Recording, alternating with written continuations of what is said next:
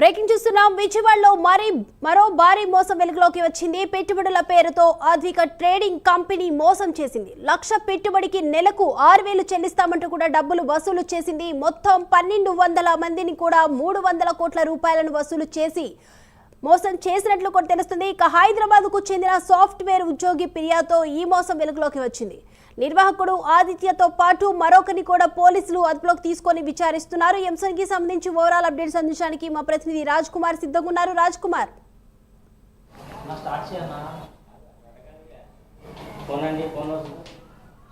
దీపిక, ముఖ్యంగా ఏదైతే విజయవాడలో తాజాగా ఒక భారీ మోసం వెలుగులోకి వచ్చింది. ఏదైతే అధిక వడ్డీలు వస్తాయని ఇప్పటికే పెద్ద ఎత్తున లబ్ధిదారులందరూ కూడా పెట్టుబడులు పెట్టడంతో వారందరూ కూడా మోసానికి గురైనట్లు కూడా తెలుస్తోంది.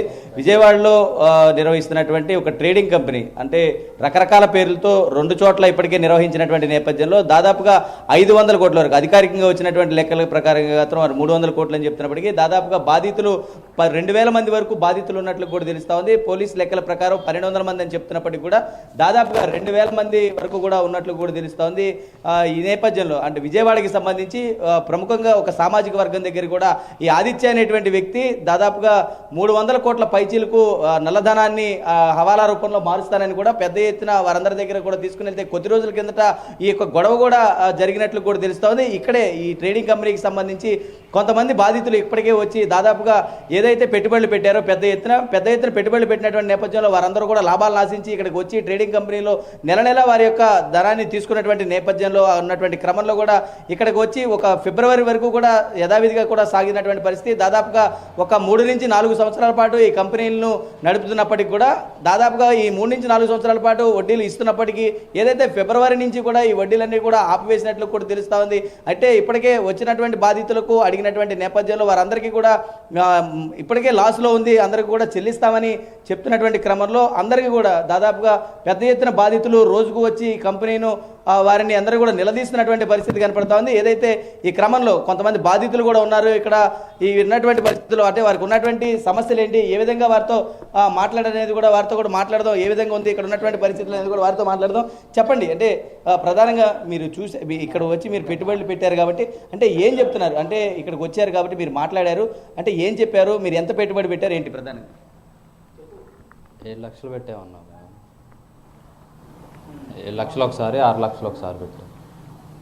ఒక 10 మంత్స్ ఇచ్చారు. లాస్ట్ ఫిబ్రవరి నుంచి ఇవ్వట్లేదు డబ్బులు. అంటే మీరు పెట్టుబడి పెట్టించినప్పుడు రిటర్న్స్ ఎట్లా చెల్లించారు, ఆ ట్రాన్సాక్షన్స్ ఏంటి, ఇక్కడికి వచ్చినటువంటి తర్వాత అంటే ఇప్పుడు ఎప్పటి నుంచి ఆపేశారు, ఆ తర్వాత ఏం జరుగుతుంది? క్యాష్ ఇచ్చేవాళ్ళు. ఇప్పుడు 6% అనేవాళ్ళు. లక్షకే 6% ఇస్తామని 1,06,000 కాడికి ఇచ్చేవాళ్ళు. ఒక లాస్ట్ ఫిబ్రవరి నుంచి ఆపేశారు. ఒక 3 మంత్స్ ఇచ్చారు అంతే. అంటే ఫోన్ చేసేటువంటి ప్రయత్నం చేశారా? ఇక్కడికి వచ్చినటువంటి తర్వాత వారు ఏం చెప్పారు, అంటే ఎప్పటి నుంచి ఆగిపోయిందని అంటున్నారు కాబట్టి ఏం చెప్తారు, ఏంటి ప్రధాన? ఇది ప్రాసెస్లో ఉంది, కొంచెం లాస్లో ఉంది, కంపెనీ లాస్లో ఉందని చెప్పి వస్తే ఒక 3 మంత్స్ తర్వాత బ్యాక్ మళ్ళీ యథావిధిగా అవుద్ది అని చెప్పారు. కానీ అలా కాకుండా ఇప్పుడు ఇలా జరిగింది. అది అంతా మేము అప్పులు చేసి తెచ్చి పెట్టుకున్నాము. ఇప్పుడు దాదాపుగా 300 కోట్ల వరకు స్కామ్ జరిగిందన్నారు. ఇప్పుడు మీరు పెట్టుబడి పెట్టినటువంటి అమౌంట్ కూడా తిన్నారు, పోలీసుని ఆశ్రయించారా, ఏం చెప్తారు? ఇక ఎవరిని ఆశ్రయిస్తాకి అప్పుడు ఏదో ఐఎంఈ ఇచ్చారు కానీ అవి అంత పనికొస్తాయో లేదో తెలియదు. వాళ్ళకి ఇచ్చినట్టయితే ప్రూఫ్ ఏం లేకుండా ఉంది. మీకు ఎట్లా పరిచయం, అంటే ఏజెంట్స్ ద్వారా మీ దగ్గరకు ఏమైనా వచ్చారా? మీకు సమాచారం ఎట్లా వచ్చింది ఇక్కడ ఒక ట్రేడింగ్ కంపెనీ ఉందని మీరు ఎట్లా తెలుసుకుని వచ్చారు ఇక్కడ? ఏజెంట్ తెలుసు మాకు. ఏజెంట్ ద్వారా వచ్చి మాట్లాడి ఇలా జరుగుద్ది, ఏం ప్రాబ్లం ఏమి ఉండదు. అక్కడికి 2-4 సార్లు అడిగావు, ఏమైనా ప్రాబ్లం అయితే నువ్వు షూరిటీ అంటే ఏం కాదు, అసలు మీరు లాభంలో ఉంటారు అని చెప్పారు. మీరు పెట్టుబడికి సంబంధించి షూరిటీని ఎట్లా మీరు షూరిటీగా ఏమైనా షూరిటీ ఇచ్చే అవకాశం చేశారా? ఇది ఏమో ఒకటి పంపించారు. నాకు ఇచ్చినోడు దాసరి వంశీబాబు అని తెలిసిన ఆయన.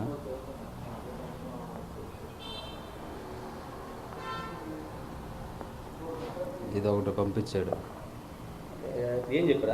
మీరు ఏమైనా అగ్రిమెంట్ చేసుకున్నారు వాళ్ళతో? ఏం చెప్పారు అగ్రిమెంట్? అంతే, అదే 6% ఇదో అగ్రిమెంట్. దీంట్లో రాసి ఉంది 6% ఇస్తాము. 8 lakhs పెట్టారు.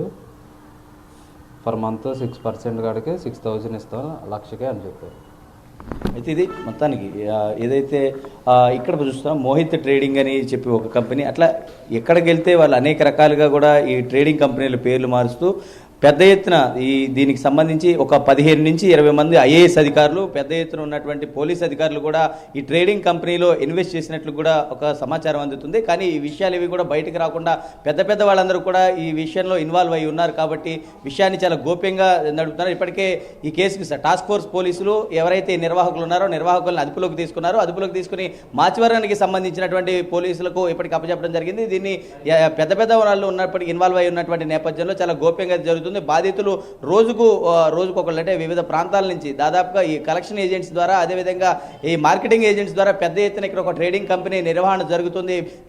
ఇక్కడికే జెన్యూన్గా పెట్టుబడులు ఇస్తాము, ఎవరైనా పెట్టుబడులు పెడితే వారందరికీ కూడా పెద్ద ఎత్తున వారికి లాభాలు చేకూరుస్తామని ఈ ట్రేడింగ్ కంపెనీలు పెట్టి పెద్ద ఎత్తున మోసాలు చేస్తా ఉన్నారు. వారందరూ కూడా బాధితులు దీనికి సంబంధించి పెద్ద ఎత్తున ఇక్కడికి చేరుకుంటా ఉన్నారు ఇప్పటికే. కాబట్టి పోలీసులు దీనికి సంబంధించినటువంటి విషయంలో చొరవ తీసుకుని వెంటనే వారికి న్యాయం చేయాలంటూ కూడా బాధితులు అయితే చెప్తున్నటువంటి పరిస్థితి కనబడుతుంది. అయితే రాజ్ కుమార్, ఇక్కడ 300 crores అంటే నార్మల్ విషయం కాదు. It's not a small amount 300 crores అంటే. సో దీనిపై పోలీసులు ఎందుకని ఇంకా యాక్షన్ తీసుకోలేదు? వాళ్ళు ఏమంటున్నారు? అసలు పోలీసులకు ఫిర్యాదు చేసినా పట్టించుకోవట్లేదని అంటున్నారా? బాధితులు ఏమంటున్నారు? అసలు పోలీసులు ఎందుకు దీనిపై యాక్షన్ ఇమీడియట్గా తీసుకోలేకపోతున్నారు? అంటే ఇప్పటికీ పోలీస్ కేసు అయితే మాత్రం నమోదైంది. కాకపోతే ఈ నిందితులు ఎప్పుడైతే ఎప్పుడైతే ఈ డబ్బులు ఇవ్వనటువంటి నేపథ్యంలో ఒక్కొక్కళ్ళు బాధితులు రావడం, ఇక్కడికి ఆఫీస్ దగ్గరికి వచ్చి వాళ్ళందరూ కూడా గొడవ చేయడం ఉన్నటువంటి పరిస్థితులు ఇక్కడ తలెత్తుతున్నాయి. కాబట్టి ఇక్కడి నుంచి మకాం మార్చివేసేటువంటి ప్రయత్నం చేశారు. వెంటనే టాస్క్ ఫోర్స్ అధికారులకు అప్పటికే గతంలో 2-3 కంప్లైంట్స్ అయితే వచ్చినాయి. కానీ ఎప్పుడైతే ఒక బాధితులు ఎవరైతే ఉన్నారో మాచివరం పోలీస్ స్టేషన్ కంప్లైంట్ ఇచ్చినటువంటి నేపథ్యంలో టాస్క్ ఫోర్స్ పోలీసుల సహాయంతో బాధితులను ఆశ్రయించినటువంటి పోలీసులు ఎవరైతే ఉన్నారో వీరందరూ కూడా వెళ్ళి టాస్క్ ఫోర్స్ పోలీసులు ప్రత్యేకంగా కొన్ని బృందాలుగా ఏర్పడి ఈ ఎవరైతే ఈ నిర్వాహకులు ఉన్నారో నిర్వాహకులను అదుపులోకి తీసుకున్నటువంటి తర్వాత తిరిగి తీసుకుని వచ్చి మాచివరం పోలీసులకి అప్పచెప్పినటువంటి పరిస్థితి. ప్రస్తుతం మాచివరం పోలీసుల కంట్రోల్లోనే ఈ నిర్వాహకులు అయితే ఉన్నారు. కానీ మరి దీనికి సంబంధించి ఇంకా పూర్తి వివరాలు అయితే మాత్రం పోలీసులు ఇంకా గోప్యంగానే ఉంచుతున్నారు. ఎందుకంటే ఈ విషయంలోనే చాలామంది పోలీస్ అధికారులు, అదేవిధంగా కొంతమంది ఐఏఎస్ అధికారులు కూడా దీంట్లో పెట్టుబడులు పెట్టారన్నటువంటి సమాచారంతో ఈ విషయానికి సంబంధించి ఒకవేళ బయటకు వస్తే వారందరి పేర్లు కూడా చెప్పాల్సినటువంటి అవసరం వస్తుందేమనేటువంటి నేపథ్యంలో దీన్ని గోప్యంగా నడుస్తున్నట్లు కూడా సమాచారం అందుతుంది. Deepika. Right, thank you Raj Kumar.